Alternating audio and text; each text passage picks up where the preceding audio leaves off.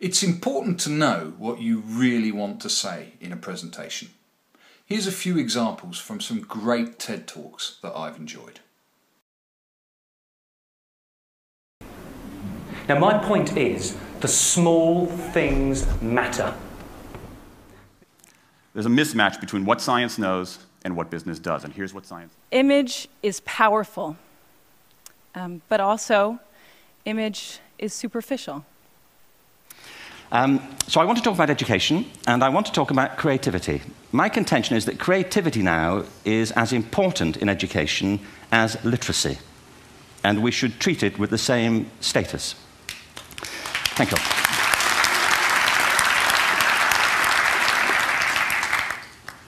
That was it, by the way. Thank you very much. So, 15 minutes left. These message statements still need explaining, but they're designed to answer the first of the 3 audience questions. When you give a presentation, you're not doing it for yourself. There's always some audience there, and they're always asking themselves 3 questions. And if you don't answer these questions, you won't get their attention, you won't convince them, and they're not likely to remember what you actually said. The first question is, what's your point? The audience has to know what it is you really want to say. When they leave the presentation, if somebody says to them, "What did he say?" this is the answer to the question, what's your point? The second question is, okay, I get your point, but what do you want from me? What is it you expect me to do after this presentation? This is the famous call to action. If you've got a point to make, it's presumably because you want something from them.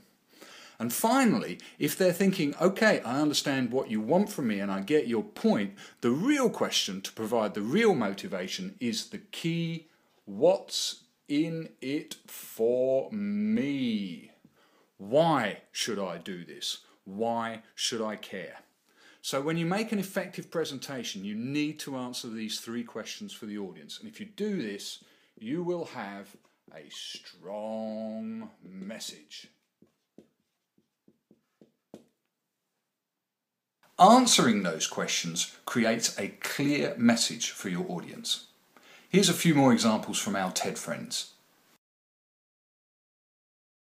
So, if we repair this mismatch between what science knows and what business does, if we bring our motivation, notions of motivation into the 21st century, if we get past this lazy, dangerous ideology of carrots and sticks, we can strengthen our businesses, we can solve a lot of those candle problems, and maybe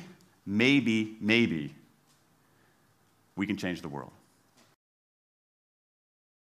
So my invitation to you is this. Explore your web, the web in here. The needs, the beliefs, the emotions that are controlling you.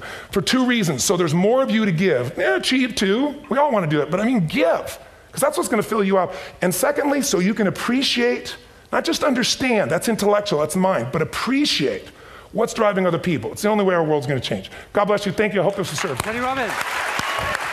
If you can answer all these 3 questions in one message statement, then you'll have something very strong that you can introduce, expand on and repeat during your presentation.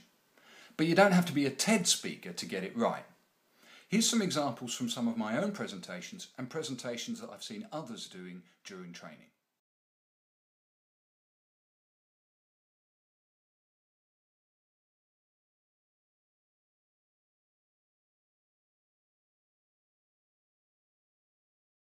So if you want to be clear, get attention and recall with your presentation and have some real impact, try and answer those 3 audience questions in your message statement.